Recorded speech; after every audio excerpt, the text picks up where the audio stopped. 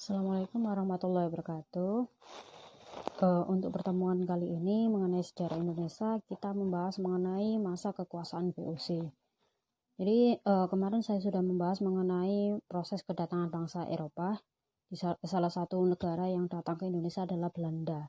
VOC itu merupakan perusahaan dagang yang didirikan oleh Belanda pada tahun 1602 di Amsterdam, di mana yang menjadi pengatur dari perusahaan itu adalah Heren 17 atau Heren 17, di mana 17 orang sebagai penanggung jawab atau perwakilan untuk mengurusi perusahaan tersebut. Kemudian VOC, hubungan antara VOC dengan pemerintah di Indonesia yaitu ketika VOC didirikan di Amsterdam, mereka juga mendirikan perwakilan di Indonesia. Jadi untuk menanggulangi supaya tidak terjadi yang namanya persaingan antar perusahaan dagang di Belanda sendiri, makanya VOC ini diadakan. Terus kemudian VOC ini juga ada untuk bersaing dengan perusahaan dagang miliknya Inggris dalam perdagangan rempah-rempah di Eropa. Kemudian lanjut, tujuannya apa? Tujuan untuk pembentukan VOC antara lain satu, membantu keuangan Belanda. Jadi pada masa itu Belanda memang sedang terjadi perang di Eropa. Eropa lagi dalam masa yang perang melawan negara lain. Kemudian menyaingi pedagang dari bangsa lain seperti tadi bangsa Inggris. Kemudian menjalankan pemerintahan sebagai wakil pemerintah Belanda di Hindia Timur. Jadi untuk menerapkan sistem imperialisnya di Indonesia maka dibentuk yang namanya VOC. Kemudian hak oktroy. Jadi VOC di Indonesia mempunyai hak khusus untuk VOC saja, tidak untuk yang lain-lain, bukan untuk UEC. Jadi khusus untuk VOC, yaitu mencetak uang. Jadi mereka bisa mencetak uang sendiri dan uang itu nanti yang dipakai untuk peredaran jual beli di Indonesia. Kemudian mereka memiliki hak memelihara angkatan perang. Jadi mereka diperbolehkan untuk mengirimkan angkatan perang dari kerajaan Belanda ke Indonesia. Tujuannya apa? Supaya mereka dapat mengamankan wilayah-wilayah menjadi bagian dari jajahan mereka. Jadi supaya tidak ada yang namanya orang menjual rempah-rempah ke Inggris selain menjual ke Belanda. Kemudian mereka juga bisa menghukum orang-orang yang melanggar aturan dan lain-lain. Kemudian yang ketiga, hak memerintah daerah yang diduduki. Jadi mereka diperbolehkan untuk membangun benteng pertahanan di wilayah yang mereka duduki. Ini adalah hak yang cukup mewah untuk sebuah perusahaan dagang yang melakukan penjajahan. Kemudian mereka juga memiliki hak melakukan monopoli perdagangan rempah-rempah. Jadi yang boleh menjual rempah-rempah dari Indonesia ke Eropa itu cuma VOC, tidak rakyat Indonesia. Jadi masanya VOC itu ibaratnya adalah negara dalam negara. Jadi ada negara, perusahaan itu yang mengatur negara. Negaranya apa ya? Negaranya bisa kerajaan Belanda. Kenapa? Karena VOC ini kasnya cukup besar ketika melakukan monopoli perdagangan di Indonesia. Dan itu bisa membantu keuangan negara Belanda. Jadi negara dalam negara. Kemudian masa kekuasaan VOC. Oke, sedikit saya jelaskan mengenai siapa yang menjadi pemimpin VOC di Indonesia waktu itu. Jadi yang menjadi pimpinan pertama di Indonesia waktu itu adalah Gubernur Jenderal Peter Booth. Jadi ini orang yang pertama yang menjadi pimpinan VOC di Indonesia. Namanya Gubernur Jenderal ya. Tidak lagi memakai istilah raja, tapi Gubernur Jenderal, mengadopsi gaya di Eropa. Kemudian yang kedua, maksudnya pimpinan kedua yang menggantikan Peter Booth tadi, itu namanya John Peterson Cohen. Jadi dia yang menerapkan sistem kolonialisme dan imperialisme di Indonesia.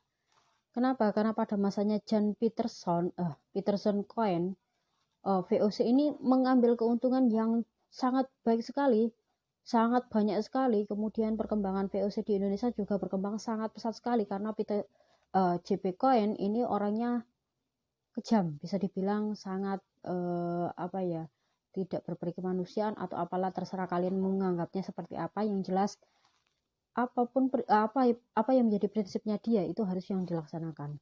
Oke, lanjut lagi mengenai kebijakan. Jadi VOC mempunyai 5 kebijakan. Yang pertama adalah Prekerstisel, yaitu kewajiban menanam kopi bagi rakyat Priangan. Kenapa kok Priangan yang diambil? Karena wilayah di sana memang bagus untuk tanaman kopi, hasilnya cukup bagus. Pada saat itu kan tidak hanya lada, tapi kopi, teh, tebu itu merupakan komoditi ekspor yang cukup laku di pasaran Eropa. Kemudian verplichte leveranti, kewajiban rakyat menyerahkan pajak berupa hasil bumi. Jadi rakyat dituntut untuk menanam tanaman yang bisa diekspor, kemudian diserahkan kepada pemerintah sebagai pajak bumi. Jadi sistem pajak itu memang sudah ada dari zamannya kerajaan, cuma pada masanya VOC itu lebih berat ketimbang masanya kerajaan. Kalau dulu masanya kerajaan digunakan untuk wilayah, upeti untuk raja, tapi kalau ini pajaknya nanti disetorkan ke negara Belanda. Kemudian kontingenten. Jadi kewajiban rakyat membayar pajak dalam bentuk hasil bumi. Kalau yang verplichte itu menyerahkan, kalau ini membayar pajak. Beda ya, menyerahkan itu berarti harus benar-benar menyerahkan. Kalau membayar pajak kan berarti ada semacam peraturan atau tata aturan ya. Kemudian ekstirpasi, menebang tanaman rempah-rempah yang diproduksi secara berlebihan. Ini untuk menjaga supaya tanaman rempah-rempah yang dijual, hasil rempah-rempah yang dijual itu tidak berlebihan. Kalau berlebihan mereka takutnya harganya turun. Dan juga tanaman seperti itu bukanlah tanaman yang bisa bertahan cukup lama ya. Mereka takut kelebihan itu malah merugikan. Kemudian Hongi Tokten, pelayanan pantai untuk mengawasi pedagang Maluku. Jadi karena mereka punya hak untuk membuat angkatan tadi saya bilang tadi, mereka punya hak untuk memiliki angkatan perang. Nah, angkatan perang ini yang digunakan ketika kebijakan Hongi Tokten itu dilaksanakan. Jadi mereka mengawasi perairan Maluku itu dengan angkatan perang yang bersenjata. Jadi ketika ada orang yang melanggar peraturan, mereka akan dihukum berat. Kemudian kemunduran VOC. Jadi penyebabnya apa? Yang pertama adalah korupsi. Jadi karena perusahaan VOC itu besar sekali, keuntungannya itu bisa dibandingkan dengan 20 perusahaan besar di dunia pada saat ini. Kalau diibaratkan dengan perusahaan Apple, kalah Apple, Microsoft pun kalah, apalagi perusahaan Facebook itu kalah. Jadi ibaratnya dua perusahaan yang seperti Microsoft, Facebook, Apple dan lain-lain digabung itu sebesar VOC pada masa itu. Jadi VOC itu perusahaan besar sekali. Keuntungannya juga cukup besar. Keuntungannya dari mana? Ya lagi-lagi dari monopoli perdagangan lada tadi. Kok bisa? Karena memang ketika mereka membeli lada di Indonesia dengan harga murah kemudian dijual di Eropa, harganya itu bisa 14-17 kali lipat. Ibaratnya gini, mereka beli di sini lada dengan harga 10.000. Di Eropa mereka bisa menjual dengan harga 1 juta sampai 10 juta. Bayangkan berapa keuntungannya. Berlipat-lipat. Nah, dari keuntungan itu, dari kas yang begitu banyak, itu menyebabkan banyak terjadinya korupsi. Jadi banyak orang yang mengutamakan dirinya sendiri ketimbang perusahaan. Kemudian feodalisme. Jadi feodalisme itu adalah sistem di mana pemilik tanah yang berkuasa. Pada saat itu yang memiliki tanah di Indonesia adalah para raja. Jadi hasil dari tanahnya itu ya harus dimiliki oleh raja lah. Ini yang menyebabkan VOC mengalami kemunduran karena banyak raja yang tidak terima dengan sistemnya VOC. Akhirnya mereka melakukan perlawanan.